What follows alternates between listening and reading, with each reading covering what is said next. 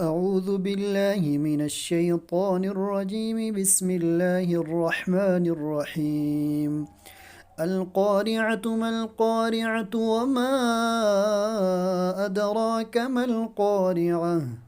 يوم يكون الناس كالفراش المبثوث وتكون الجبال كالعهن المنفوش. فأما من ثقلت موازينه فهو في عيشة راضية. وأما من خفت موازينه فأمه هاوية. وما أدراك ما هي؟ نار حامية. بسم الله الرحمن الرحيم. ألهاكم التكاثر حتى زرتم المقابر.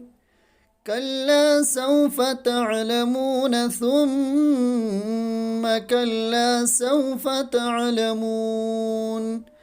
كلا لو تعلمون علم اليقين لترون الجحيم ثم لترونها